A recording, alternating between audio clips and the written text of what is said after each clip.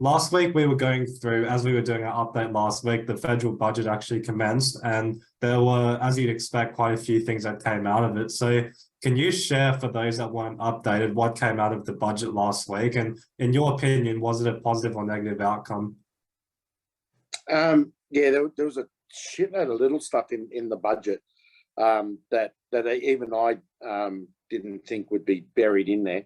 But some of the big items, we'll start on what type of budget was it?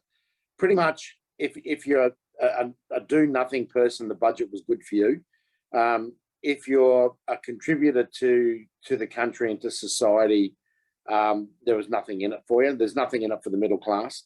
If anything, it's worse off for anyone in the middle class.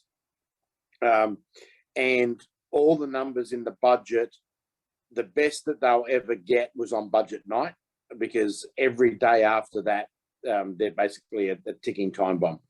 The so-called surplus in the budget was, well, what, 4.2 billion or whatever it was, nothing in the scheme of a $2 trillion budget.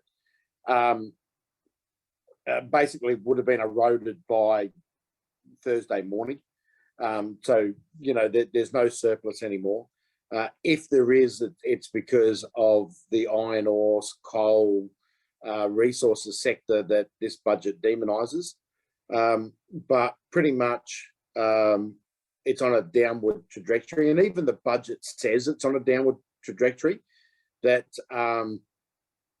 overall government debt goes up, and goes up from a long way. It was $500 billion now, but in 5 years' time, it'll be $725 billion.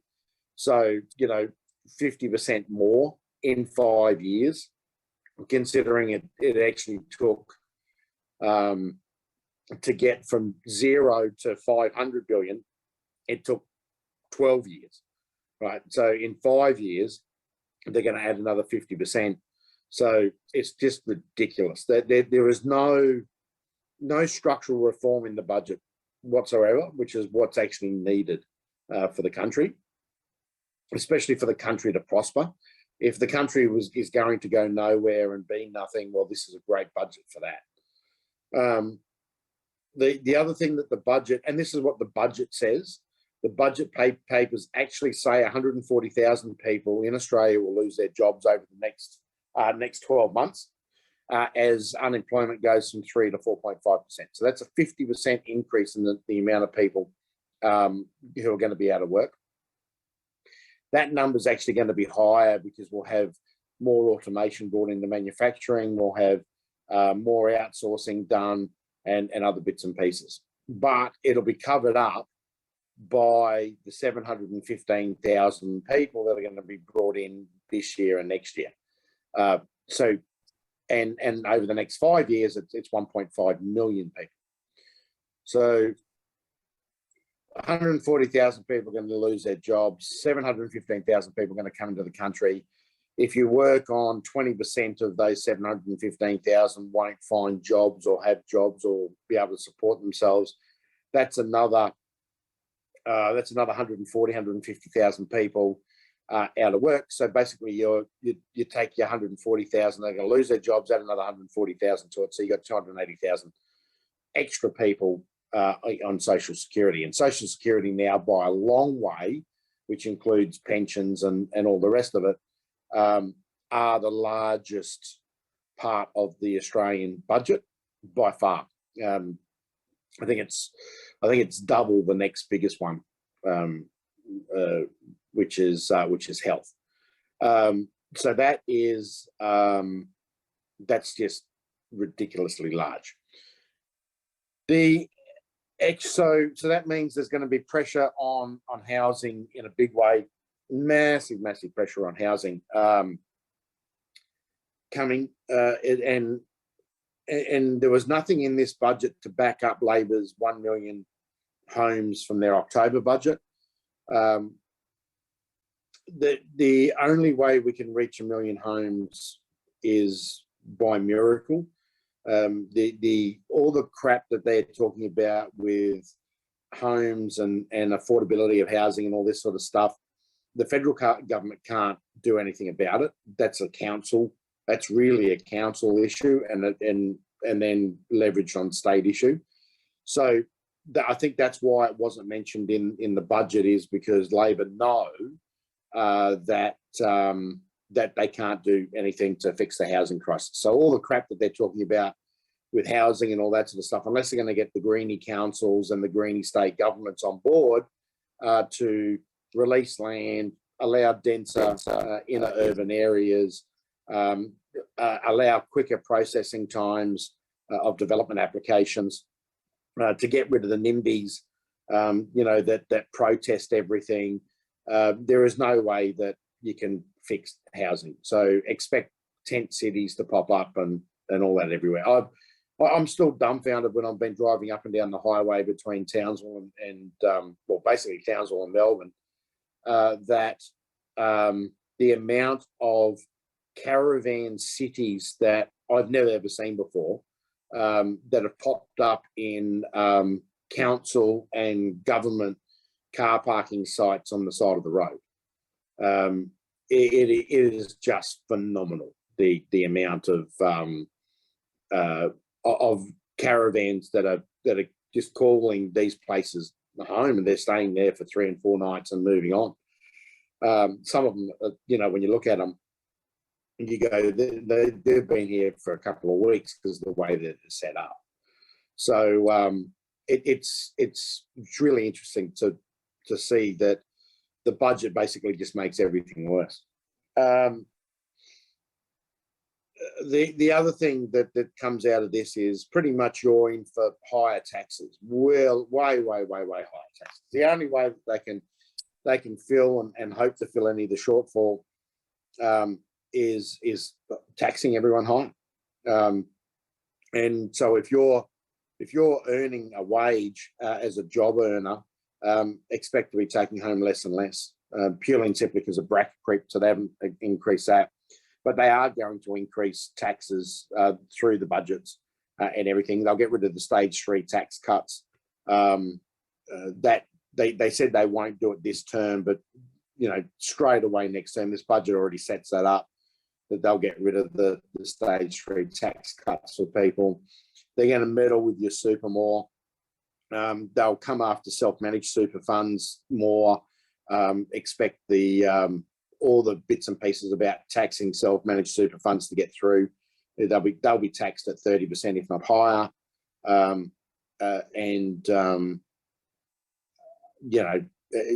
They've got to create extra revenue. So it's just not good out there.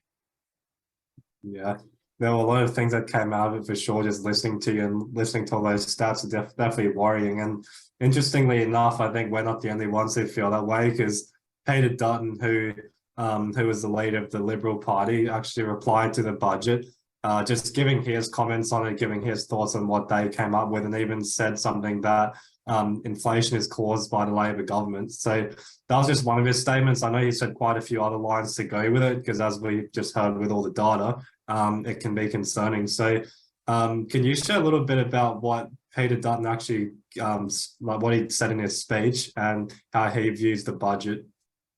Yeah, I'll just finish on the budget review first, because I've only touched about a third of what points of. Yeah. As I said, welfare spending, I've just found the actual number. It's 36.6% of the budget. It's the highest that it's ever been. It's always hovered around the 30% mark. So it's over 1/3 of the spending is welfare. So that's got to be covered, and more people will jump on the welfare bandwagon. I said you're going to be paying more tax.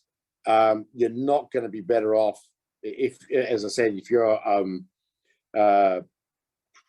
sorry, I'm just trying to find my note here. Yeah, you're not going to be better off at all under this budget. But two things that are really, really going to drive up inflation. And meanwhile, both the Treasurer and the Prime Minister said that both of these things will not drive up inflation. They've got no idea about how the economy works. First thing is the road user levy on all heavy vehicles, right? So that's a 6%. I think it's a 6% increase that every truck driver is going to have to pay, right, on his vehicle.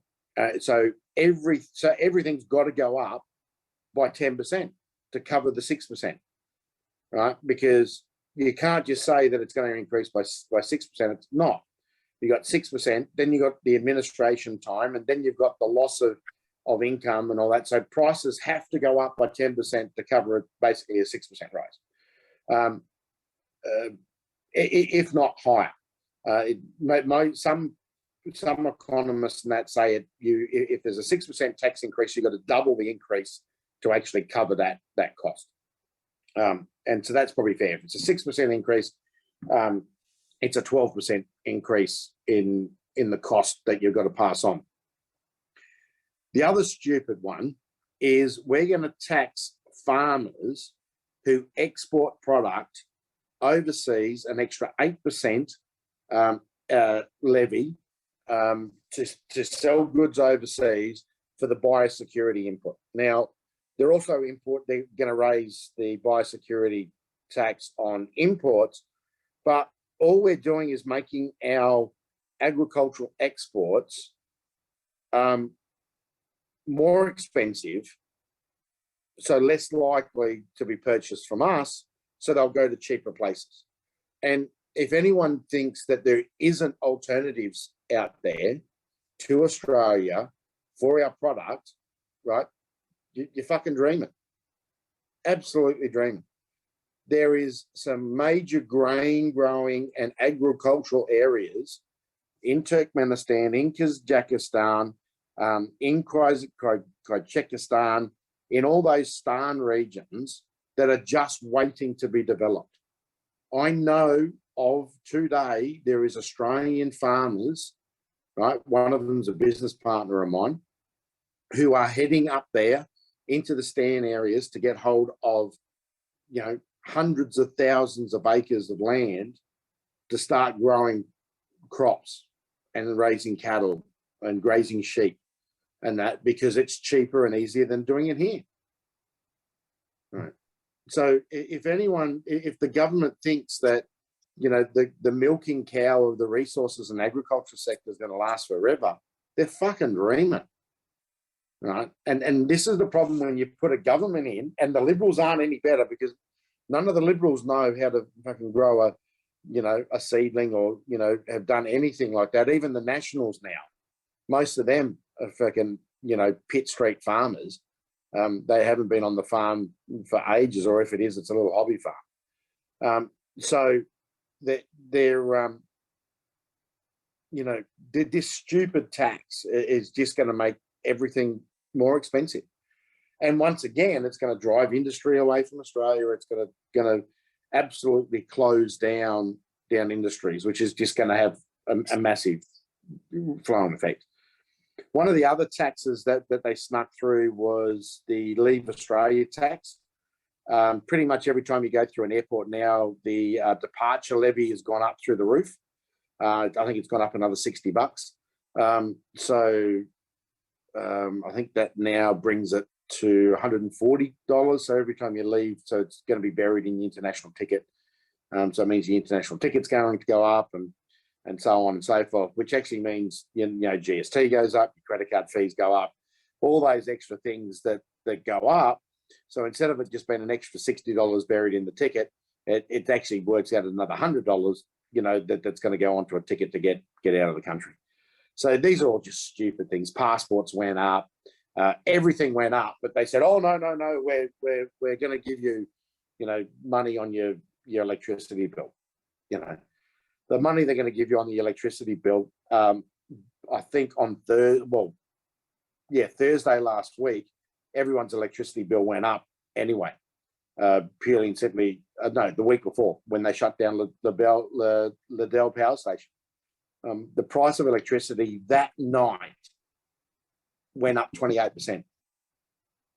As soon as they shut Liddell Power Station, the price of electricity Australia-wide went up the wholesale rate went up 28%. Because demand versus supply. You reduce supply, demand stays the same or goes up, prices have to go up to meet it. So, you know, it's as simple as that. There was a lot more climate-friendly policies, energy grid destruction policies, stupid things to back electric vehicles and all this sort of stuff, backing hydrogen and all the red green hydrogen, sorry. It's just pitiful. So the cost of living is going to go through the roof, and the only people getting cost of living relief are those on welfare, because those on welfare get access to all the subsidies and stuff from government. So yeah, you know, it's just I don't know. Well, really, what's that, mate? I was going to say it kind of takes us back to what you've actually been predicting for like the last few years or so, when you've been talking about this recession and everything that's happening is a direct target on people in the middle class. So you've either got to move up to a big business owner, like if you think of the cash flow quadrant, you've either got to move to there or an investor, or you've got to accept and be lower class or welfare, because they're eliminating the middle class, and we're seeing it happen by the sounds of it. Well, we're seeing it here. We're seeing it in all Western democracies. The absolute destruction of the middle class is well and truly in full tilt. So that's where we are now. Here's some real clangers for you. The budget employs 10,000 more public servants in Canberra. Public servants nationwide in all state and federal government agencies now is the highest it's ever been, right? And service delivery is about at the lowest it's ever been. So go figure, right? 10,000 more public servants that don't add anything to the productivity of the country. Now, here's a really, really, really good one. Everyone will love this one. This is the best part of the budget. All elected members in Canberra are getting one extra staff member in their electorate offices. So it's going from 5 to 6. So you're paying for that. That's another person on 70 grand a year, right? Because it'll be a lower end. So, you know, say 70 grand a year. But where the elected member used to only be able to take one staff member to Canberra, now they're going to be able to take all 6 members to Canberra every sitting week. So if you're a backbencher, you know, you might go, all right, little Jimmy, you get to stay at the electorate office this sitting week, so I'll take 5 of my staff down the sitting week. Their accommodation gets paid for, they get meal allowances, their travel gets paid for, they all get to swoon around in Canberra.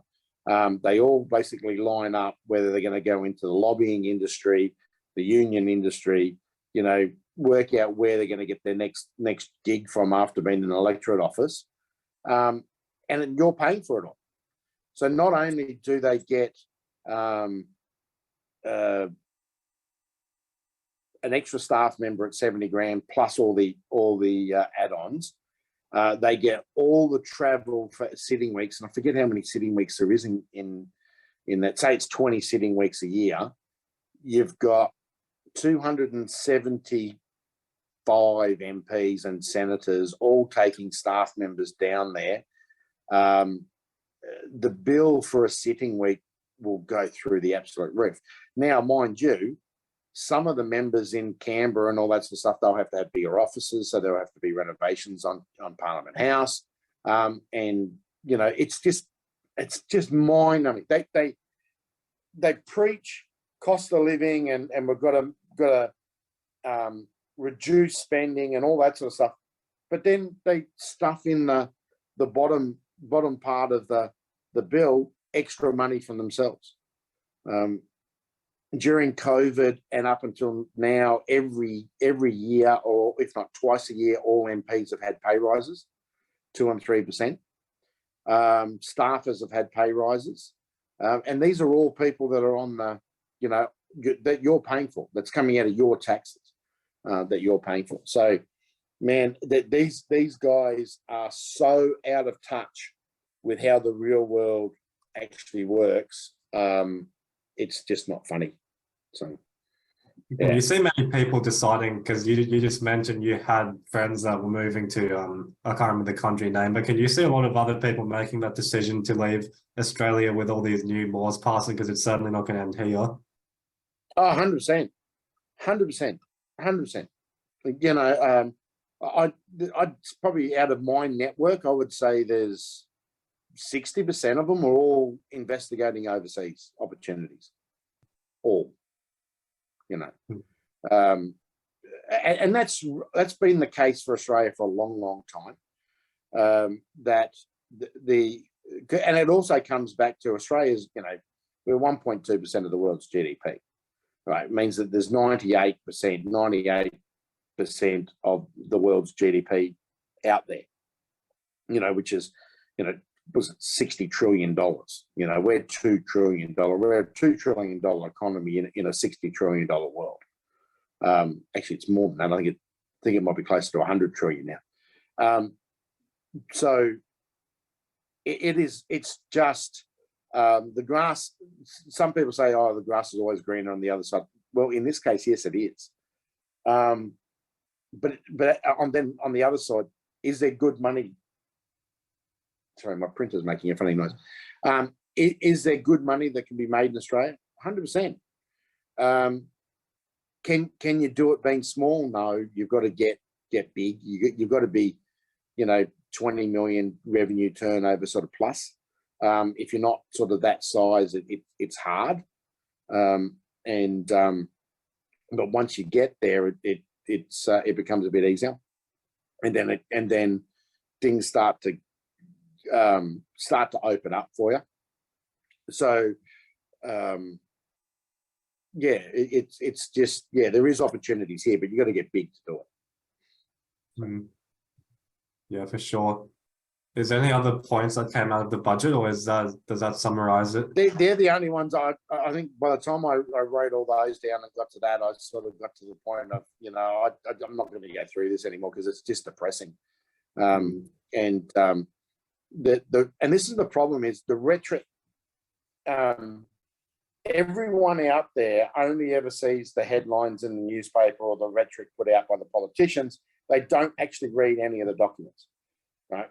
So what Labor, and this is the difference between between the coalition and Labor.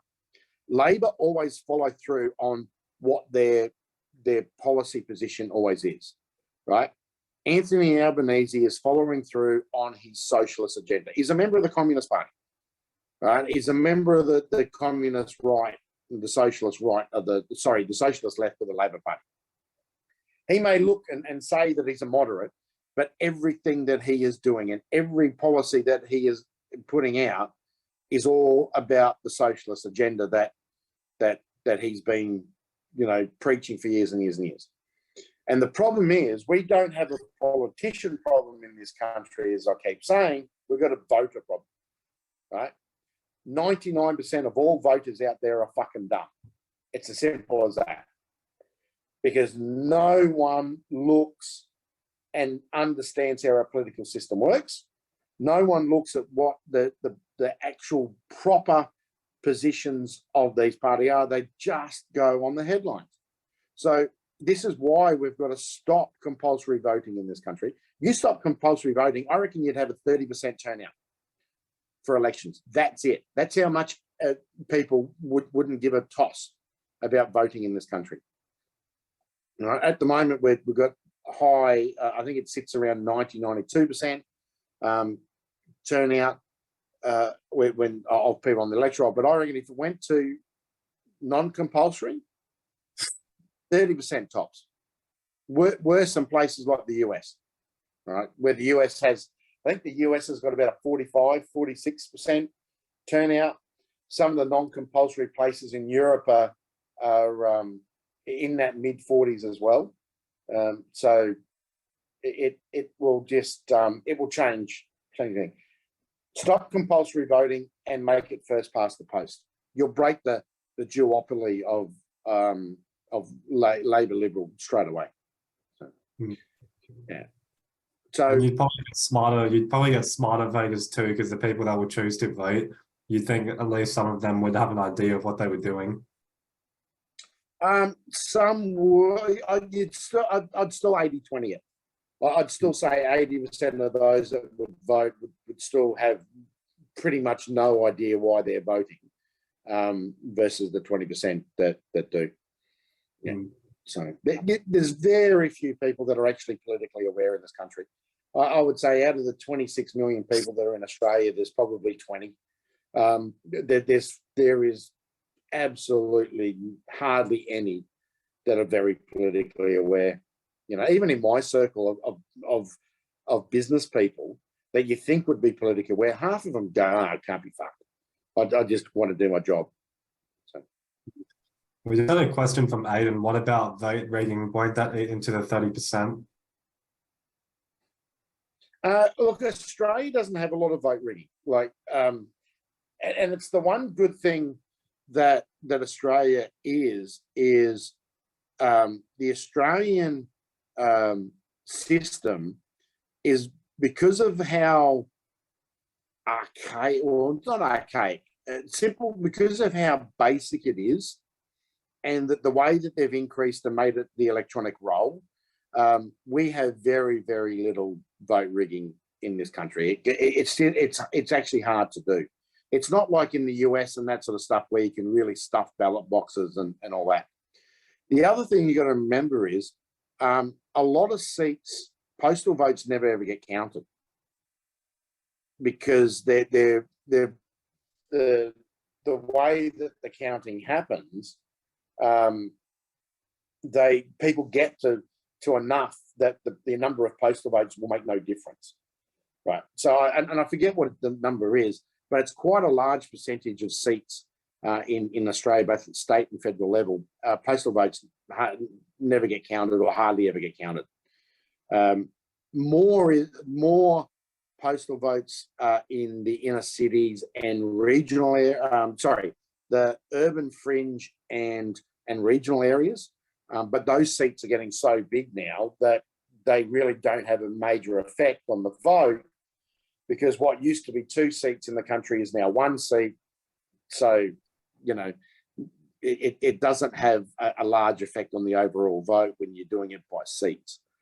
Difference, it would be hugely different if it was a proportional representative system. For instance, say like the Tasmanian Parliament is, where you can have 5 people elected from 1 seat. That you could have a difference then with postal votes, but pretty much overall not. The